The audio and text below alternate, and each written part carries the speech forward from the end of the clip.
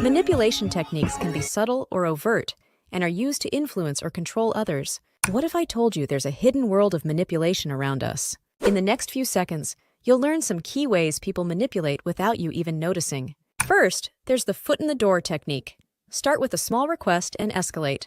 Next, there's guilt tripping, making you feel responsible for someone else's problems. Another one is gaslighting, making you doubt your own reality. Then, love bombing, overwhelming someone with affection to gain control. Social proof is used too. Everyone's doing it, so you should too. Don't forget fear-mongering, using fear to influence decisions. Anchoring is another, using initial information to set the tone for further discussion. Lastly, there's reciprocation, making you feel obligated to return a favor. Awareness is your first line of defense. Know the techniques, recognize the signs. Hit the like button if you found this useful. Hey there, welcome. This is Think Tank Slime Bat, Fishers of Mainstream. I'm Grim Grizz. Okay, yes. Welcome. I think I gotta go through that and for each one, demonstrate to you guys. It would really mean a lot to me if you commented in the hive mind, and you'll get a +2 to these savings throws if you do welcome, everybody. This is a weird one, this Fishers of Beast stream, but here it is. We're doing it. Welcome to the Think Tank Slime Vat. Welcome. You get a savings throw against the mind control you'll be experiencing, don't you know? And that, my friends, is going to be especially important today because I'm going to try and run a bit from a man from the Isle of Wight and see what happens. So, you get to pick between survival, social, wisdom, or heart as the basis for your resistance to the mind control. I roll the die. If the die you chose comes up over 10, you have made your savings throw and take half damage from the mind control in the show and the rest of your day. If it's under 10, you take full damage, but hey, this, as far as I know, is the only place you even get a savings throw. So don't let the opportunity pass you by and choose. Survivalist doing strong with 15 today. We still have nothing fancy to say for 15. 16, whatever. That's social. 16. Lovers of wisdom, 5. Oddly enough, a 5 for you. That's a replay comment bonus away from making it. Hard folks, strong with the 18. 18, pair of 9s for you. Pair of 8s. 8, 16 for the Indigo kids. Welcome, everybody, to this weird-ass Fishers of Beast stream. Special thanks to the Shadow Cabal. So say we all. Hello. I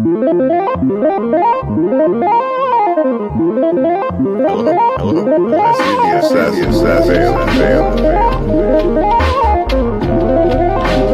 see the assassin. I see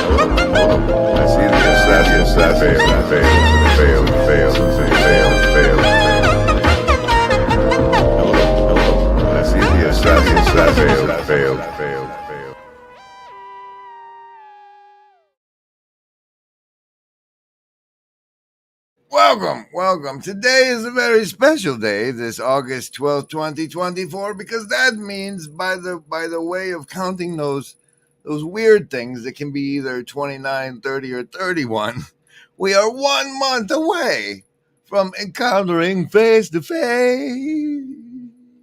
in Olympia, Washington.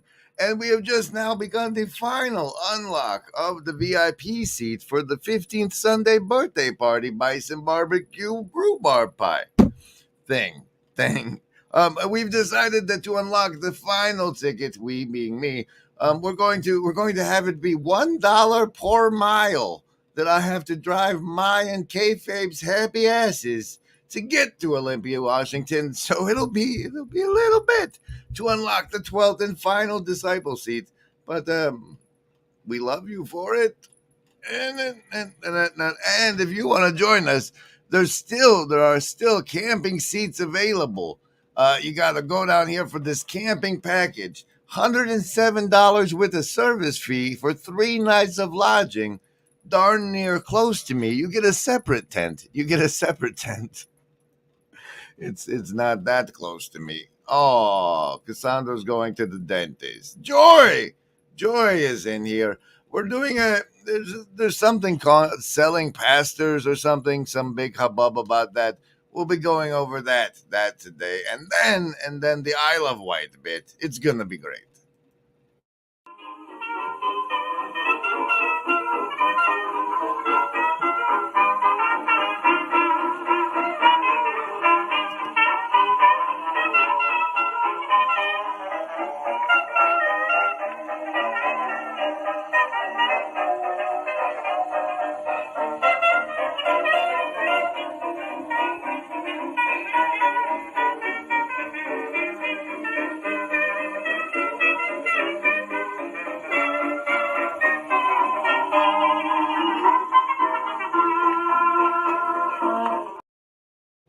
Oh, hey, check it out. We can do it the hard way.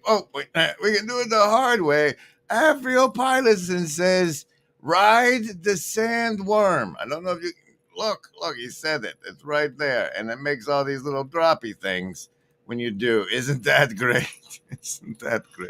Thank you, Avriel. Welcome. Okay, we got tabs open. What are those? We have no cards. We got a little bit of homeroom to adjunct profess, I suppose it looks like. What does he say here? Why is your camera aiming so low? I can understand the game that people are playing, and I can sort of refuse to take a side or act in the certain way or use the language that either side is demanding that I use. Now, right now in evangelicalism, and I really appreciate what they towards the end of the video, Sam made, I thought, the great observation that a lot of what's happening in evangelicalism right now is that sort of the old consensus from the 80s and 90s collapsed, and even into the early aughts, and evangelicals are trying to rethink basically the relationship between religion and politics, and between church and state, and between confessionality and pluralism, because you can't be plural. Hey, so that's what's going on, and that's what all this hubbub hubbub is about with regards to this new book, Shepherds for Sale, I guess they're calling it. Very exciting. I had to do a little research. Pete, you really didn't. You really didn't. I just ended up starting very, very late today. So forgive my toe stepping. Blue Church. Card of the show, though, is the 9 of diamonds. Now, see, Pastor Paul twice now. I believe it was with his sermon for Sunday, and this particular video has released it under the title, Don't Take the Bait, Learn from Jesus. I think he double used that title. I'm not sure. But when he does, now I didn't realize it until this morning, but it turns out that he might be trying to send top secret messages to Papa Jordan B. Peterson. Watch here. This is why perhaps Paul. This is perhaps why Paul is sending top secret messages to Jordan Peterson. Okay. I'll be sitting down. I'll be sitting down with an expert, whatever that means, and they're going to do whatever it is they think they can do to make me into an entirely different sort of creature than I am. And so I'm sort of morbidly curious about that. Yeah, the re-education of Jordan. I think Jordan deciding to go along with this, I think Paul thinks it's a bad idea, and he's trying to say, don't take the bait. And Pastor Paul, if you want to tell Jordan Peterson to don't take the bait, this is how you do it. Maybe a hard time understanding why the truckers and the people who support them are so committed to this position. What do you want to say to the truckers themselves? Just keep your heads, Jess. Don't take the bait. Don't take the bait. Know what you're doing.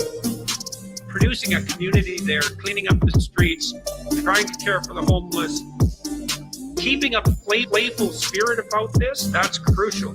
To do it with a sense of play, that's a sign of mastery. It's a very difficult thing to attain. And don't let your frustration translate itself into violence. Be careful, be careful, be careful. Keep your head, Jess. Don't take the bait. Don't take the bait. Log resting on what you do. Right. What you do. Right. Every single one of you. Eyes open, like ethical stance forward. Caution, bravery, truth, care. So far, truckers have exemplified the fundamental Canadian, what would you call it, ethic of decency. And Ethos. That's not nothing. Yeah, there's an ethos, the ethos of decency. And we're in times where sudden events can produce catastrophic consequences. And so keep your heads. If you're on the side of the right and the good and the true, it will prevail. It will prevail. It will prevail if you can tolerate the intermediary heat. So don't explode prematurely and keep aiming up. Just keep your heads, Jess. Don't take the bait. Don't take the bait. Just keep your heads, Jess. Don't take the bait. Don't take the bait. Caution, bravery, truth, care. Caution, bravery, truth, care. Keeping a playful spirit about this. Keeping a playful spirit about this. Don't take the bait. So grandmas, calm down, calm down. So grandmas, calm down, calm down. Clear heads will prevail. Clear heads will prevail. If you're on the side of the right and the good and the true, it will prevail if you can tolerate the intermediary heat. You can also tell them. Jesus taught us sometimes the intermediary heat is a crucifixion, though, boss. So maybe don't take the bait. Hello, everybody. This is Karen at The Meaning Code, where we explore the structures of the universe to discover the metaphors that uncover the hidden reality.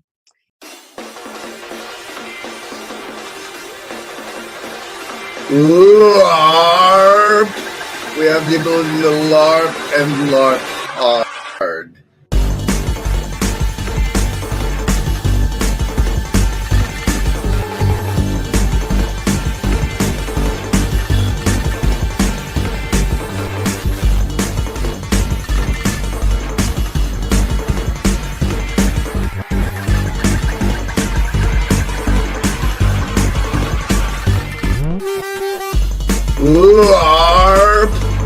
ability to LARP and LARP off.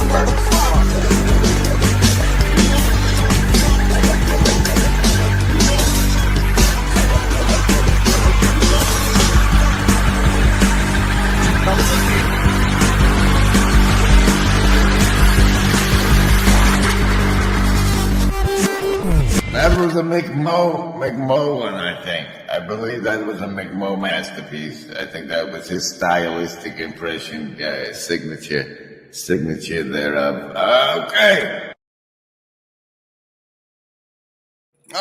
Okay, so to catch everybody up and go and proceed on through the show today, what we're going to do is we're going to start with a little story. And the story goes, once upon a time, a lady wrote a book.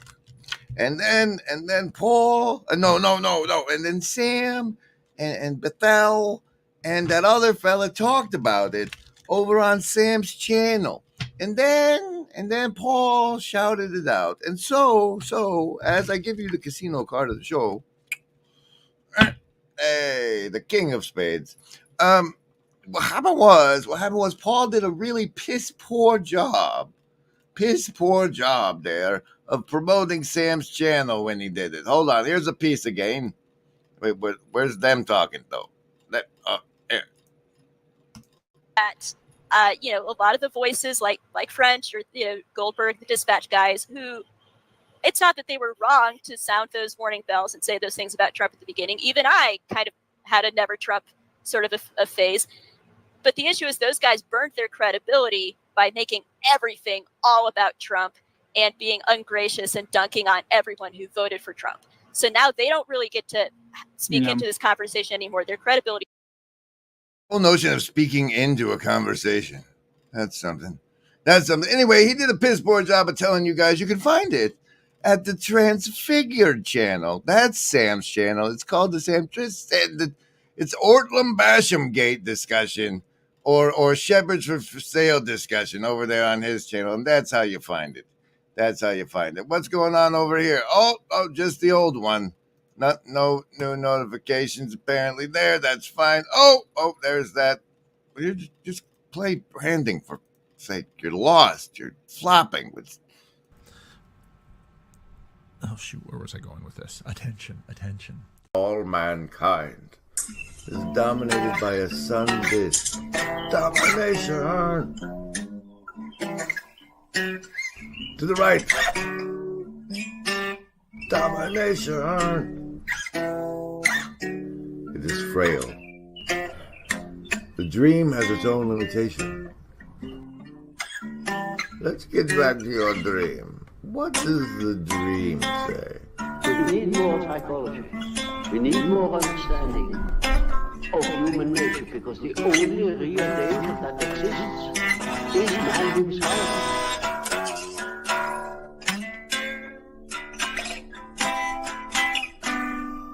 Domination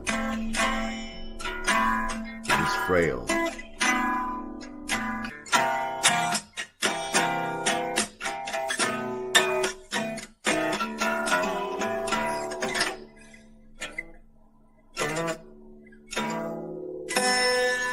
The anima is the female element of the male unconscious. Now, apparently the book I'm telling you the story about is a really big deal because even Mr. Fats himself has come out speaking on it.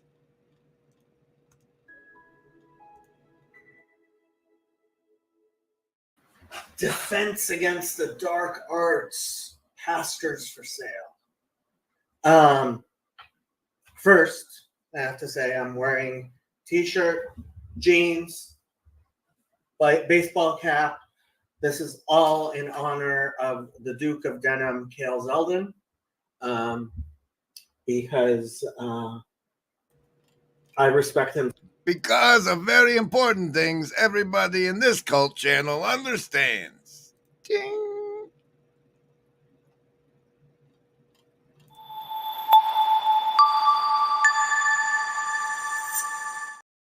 And 614 he talks about the here.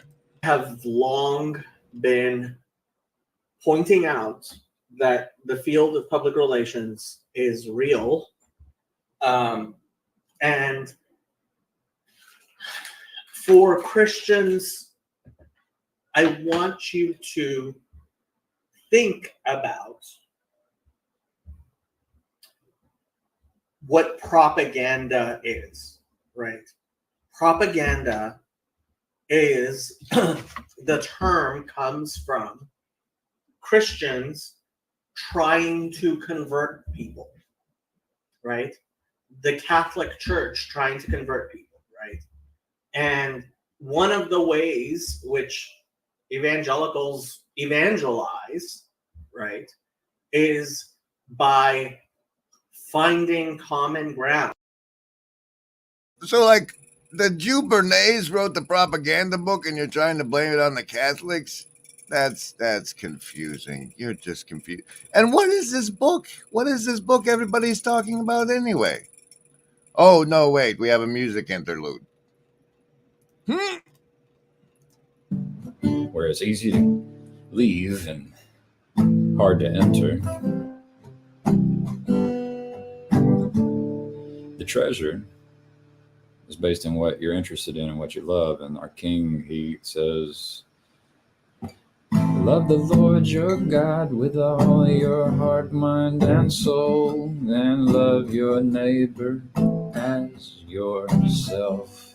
And he says to love everyone up to and including your enemies. So not just your neighbor. And he gives you the story of the Samaritan to help you know what he means when he says to love your neighbor. There's a lot of talking, but I really like that music bit. Now, that book that lady wrote, right? Cite your sources and prove, defend yourself. But I just want to point to the substance of it. Like you have there's no way to read through the book and then deny that we have a massive problem with pastors indeed being for sale and organizations being manipulated by the radical left. So just 3 cheers for the work you've done. Yeah, the camel is obvious. Yeah. So when it comes to the title, right, I think that some of the folks have sort of said shepherds for sale. So you're saying that everybody in your book was paid off by the left in order to change their views and steer their churches and ministries. Having read the book, that's not the impression that I got. That's not the claims that you made. So would you maybe kind of describe a little bit about that, just even that title, Shepherds for Sale? Where did I know there was conversations with you and the publisher? That's going to go through iterations of what do we call this thing? How do we summarize the substance of it? How would you characterize the different groups that you're sort of shining the light on within the book? Well, first it might be helpful to give a little background on how we came to this title. Originally, I found it very, very helpful how you give the background on how you came to the title. But first, I want to know if anybody has not read the book and is going to read the book, please listen to the lady talk. And then when you read the book, have it be read to you in this voice, like your internal voice, match it to this lady, because that's who wrote it. we were looking at evangelicals for rent, which is clunky, I know, which is why we didn't go with it.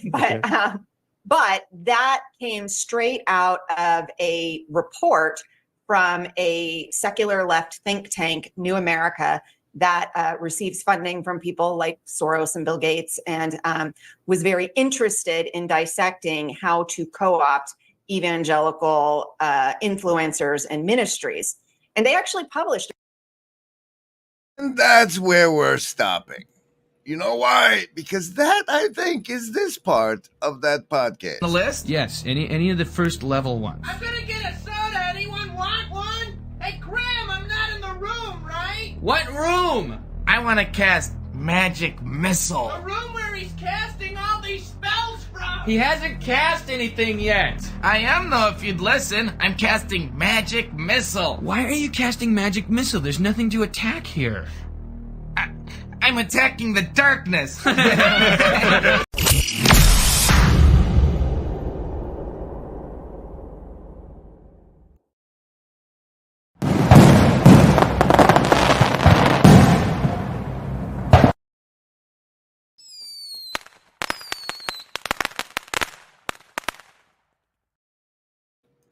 So let's go over it again. Straight out, I know, which is why we didn't go with it. But that came straight out of a report from a secular left think tank, New America, that receives funding from people like Soros and. What? What the hell is a secular left think tank? What even is a think tank? What? Oh, this is the Fishers of Beast think tank slime vat stream. Well, maybe we'll find out then. That. Where's your river? There's the net. There it is. Slime! What? It's a river of slime! Now, lazily, and because really, when you ask a question, you just want an answer, and that's why the Chat GPT demons are going to do so very, very well. I ask, what's a liberal think tank? I didn't use the right word, but the key characteristics we'll go over today. It has an ideological. It's probably one of those egregores, right? It has an ideological alignment. It does research and analysis, and then policy advocacy, engaging in lobbying, public relations, and demonization of research to shape public opinion and influence legislative agendas. Boy, howdy, it's I feel so different from before I knew what the think tank was and that they existed. I'm not a cat. And I wonder sometimes what's it like on the inside of one of those think tanks. And I think maybe a little bit.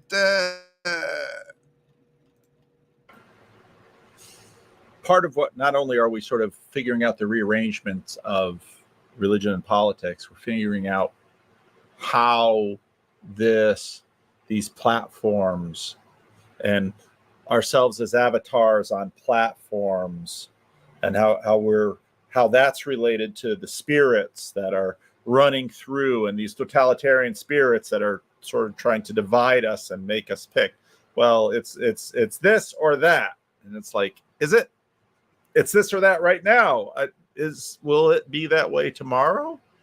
What if I don't? And again, sometimes don't is exactly the wrong answer. Sometimes must, but it takes wisdom to figure all of that out. So, all right, I think that's good enough for now.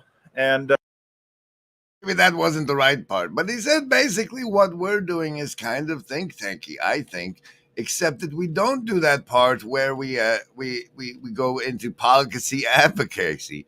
We are starting to lean into an education role, though, so maybe we're becoming more like a think tank. But it occurred to me that we've heard this before. We've heard this before.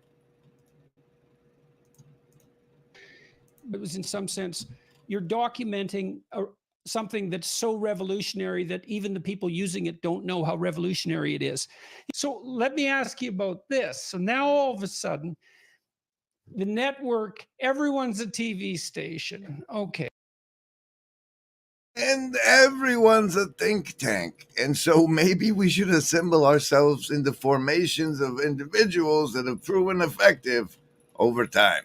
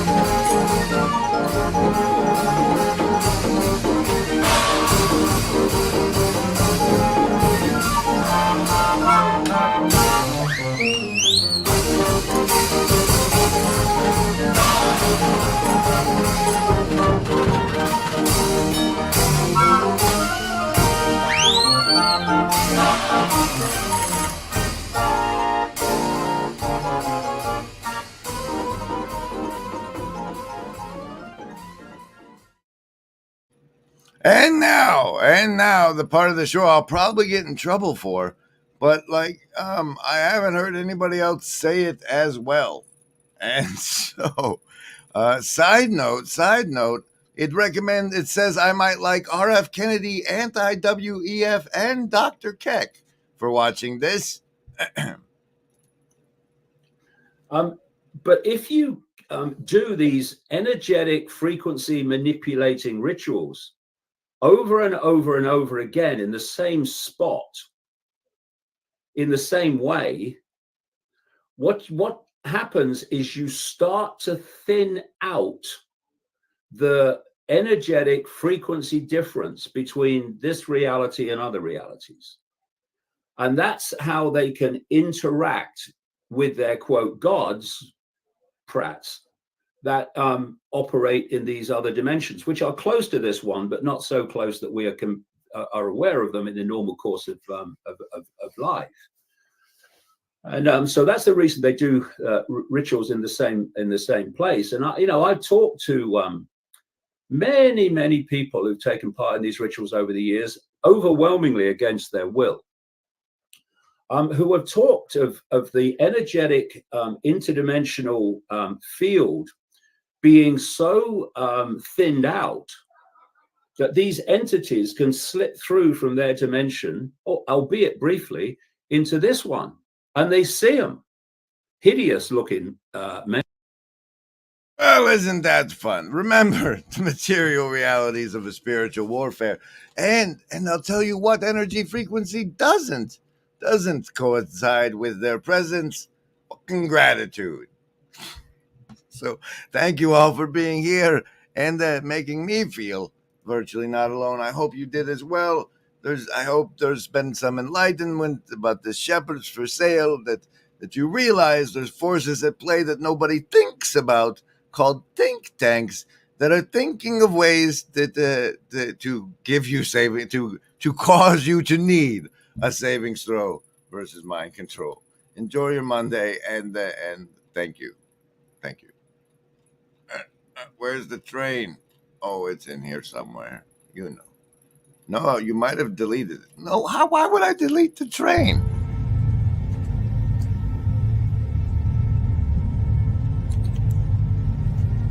I believe that if everyone sees what just a few people become when they wholly embrace their gifts, others will awaken.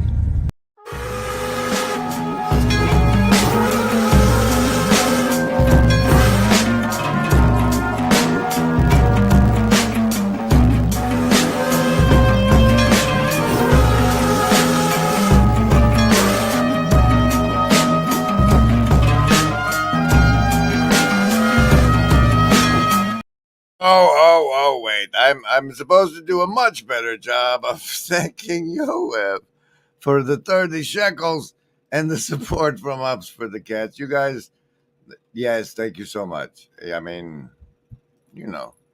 And apparently that's the usual rate for a non-pastor. Hey, that's a bonus. Thanks, guys.